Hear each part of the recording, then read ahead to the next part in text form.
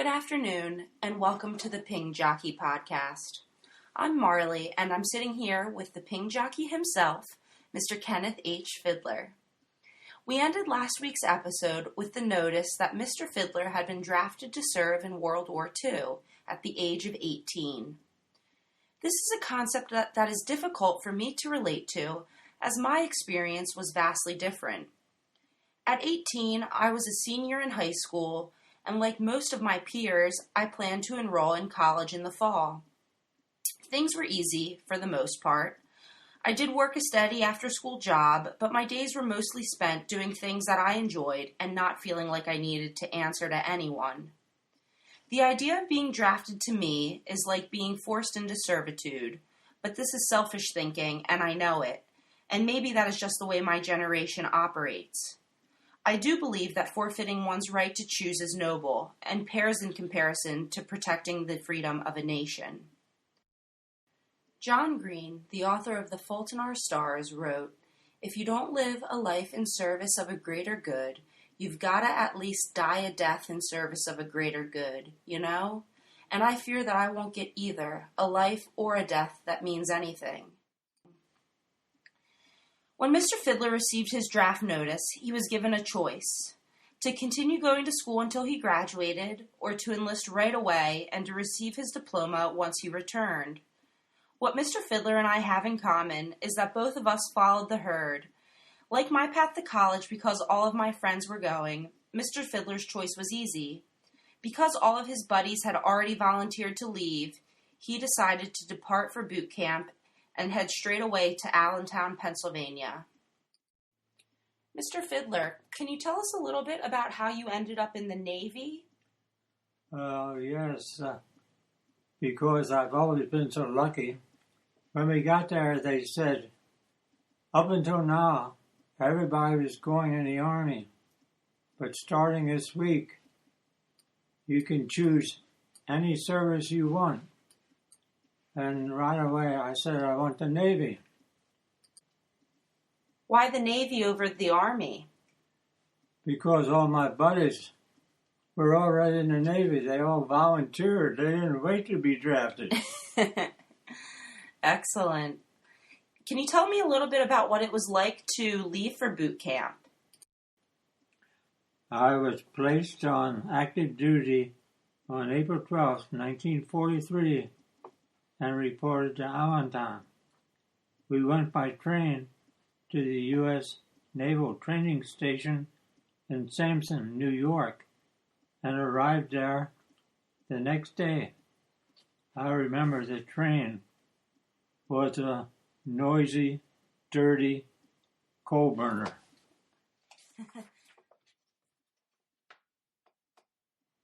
I guess there were several hundred fellows on the train when we arrived in Sampson. Assigned barracks. Each group was called a company and given a company number. Sampson Naval Training Station was a large facility divided into 100 barracks, numbered 1 to 100, for one section, and 101 to 199 for the next section. Each company had the same number as the barracks they lived in. I was in Company 159, Unit C. We all started out with the rating of apprentice seaman. The man in charge of each company was the chief petty officer. He trained us even though he was an enlisted man.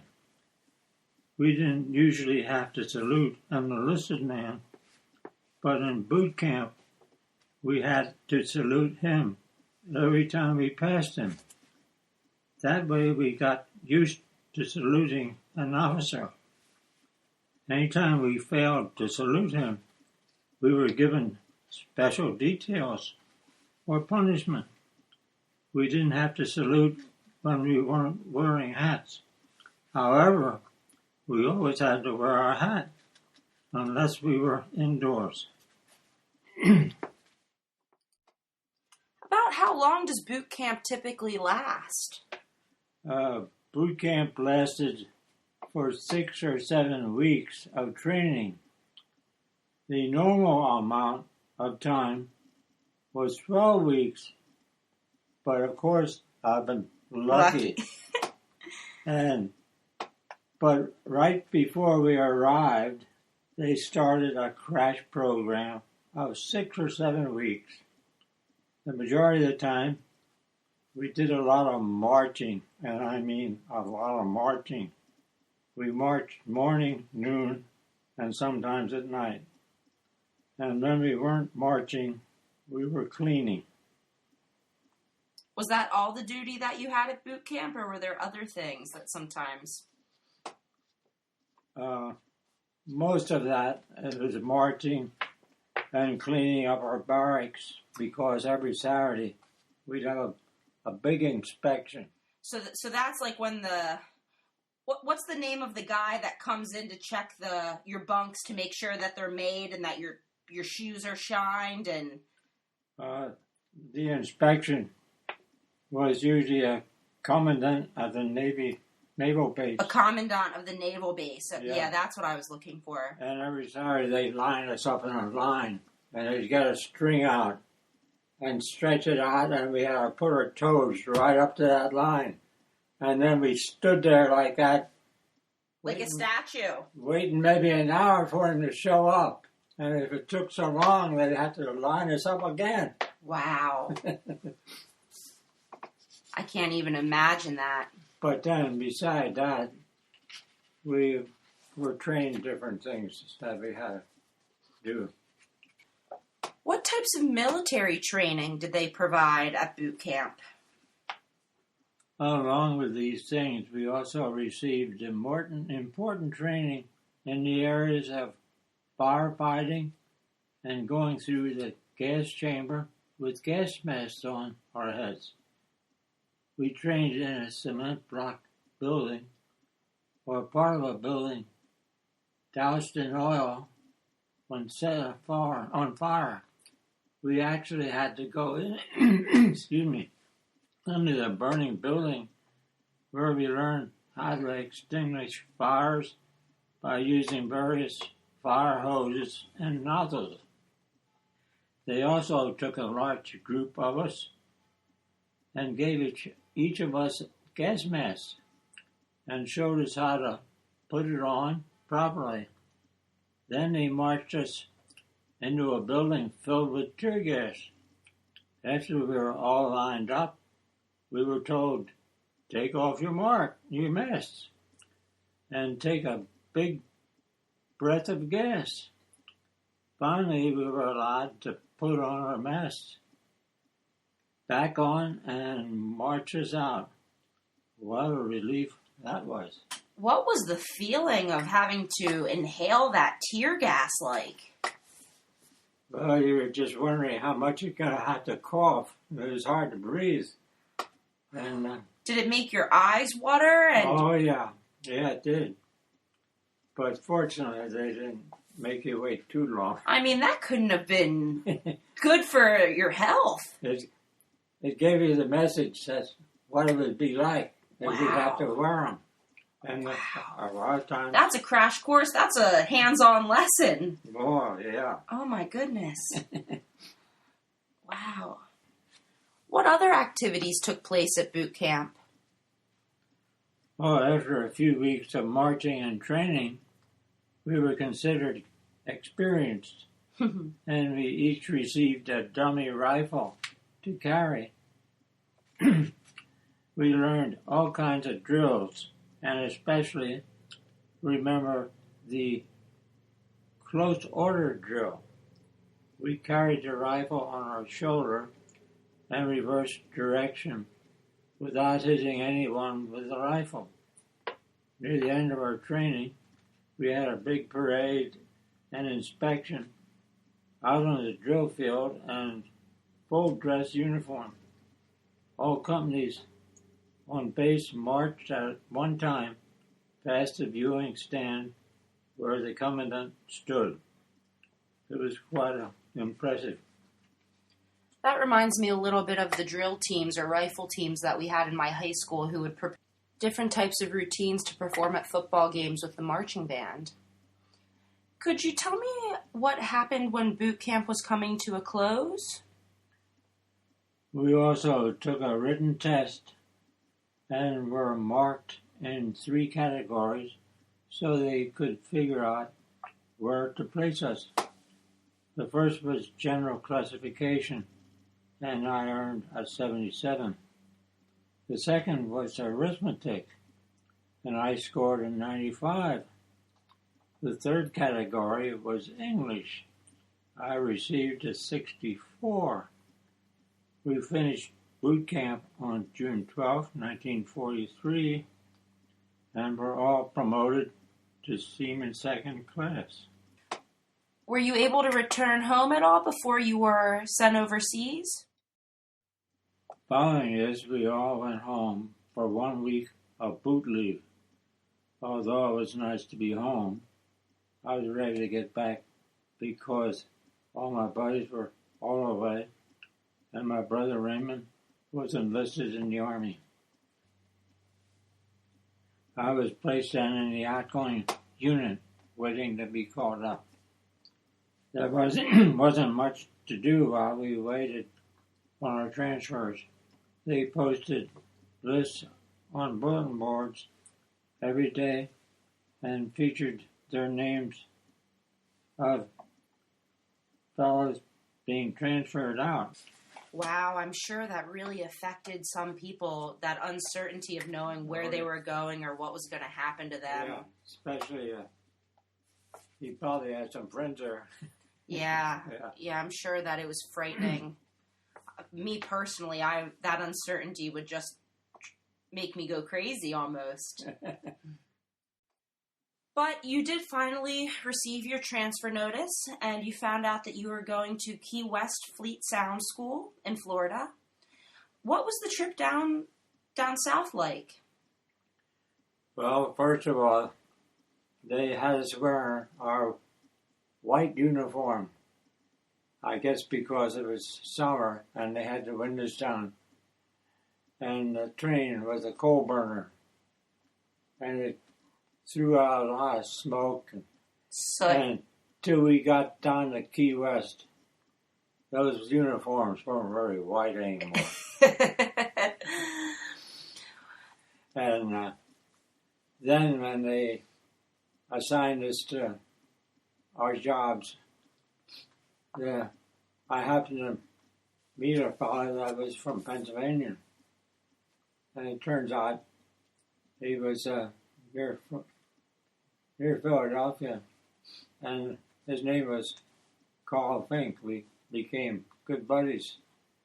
And we ended up after we graduated from Fleet Sound School, we were assigned to the USS Loy. The same ship. And we were on the same ship during the whole war. So, when we first started this podcast in episode 1, Mr. Fiddler told us what it was like to be a ping jockey. Before he became a ping jockey, he was a Seaman Second Class.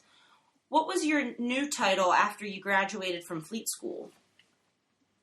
So Norman, Third Class. I was a petty officer then. Mm-hmm. And due to that, once I was assigned to a ship, I never had to peel potatoes. And from old cartoons, we know that nobody liked to have to be on kitchen detail.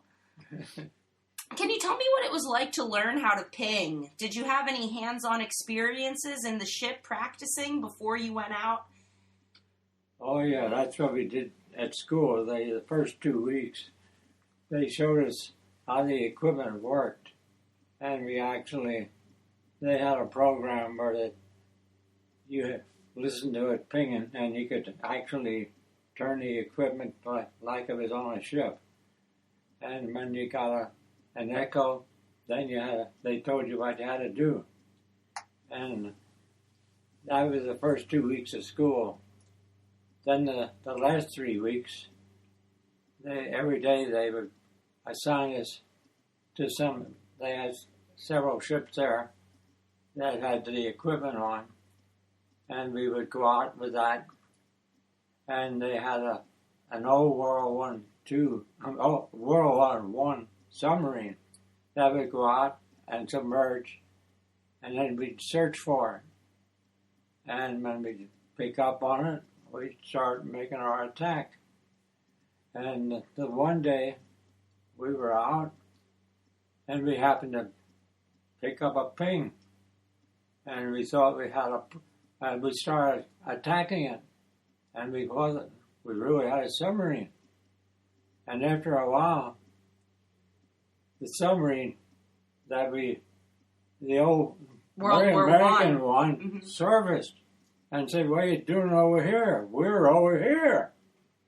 What was really going on? And then all of a sudden they realized if it's not the American, it must be the German sub.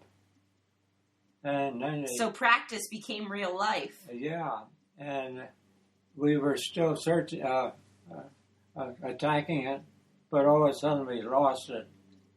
And then they decided they were afraid of us maybe getting hurt. It was a serious... So they took each of us that were on these different ships, and they put us on the submarine. The World War I submarine. The World War I submarine, to take us in, to get us out of the way so we don't get hurt. And then one of the ships continued to search for the German submarine. And when we got on a submarine, they submerged. Was that your first and only time on a submarine? At that time, yes, it was. And we weren't too happy. And there wasn't much room on it. They were pretty small. Did it make you anxious or claustrophobic to go under the water? Not really. I guess I don't get too excited. Easily. Whew, I would have been freaking out. Get me out of here. They got us in there safely. And we found out later that they had picked it up again, but then they lost it again. They were never able to... They never sunk it right. They never attacked it accurately. Yeah. Wow. Oh my gosh, I just can't even imagine what it was like to go on that submarine. Yeah, back then, the German subs were all up and down the coast, coming in pretty close sometimes. Wow. Yeah. I hadn't realized that they were near our territory. Yeah. That is frightening. While on the podcast, it sounds like it was only a short time. 5 weeks can last a lifetime, and at the end of that training, you graduated as 35th in your class of 65. And what happened once you finished sonar school? All of us were assigned to different ships, and my buddy Carl Fink and I were assigned to the USS Lloyd DE-160, and we got orders to report there. They were in Norfolk, and it was a new ship. They were just being built, and they weren't finished yet. And we were assigned there, and we were going to help them finish it. At this point, knowing that we're going on a brand new ship, getting ready to go overseas, we got more of a feeling that we're really getting into the war. So at this point, reality set in, and Mr. Fiddler realized that he was going to have to go to war, and it wasn't just school anymore. Please stay tuned for next week's episode of The Ping Jockey to learn what it was like to be on the USS Lloyd. And we hope you don't get seasick.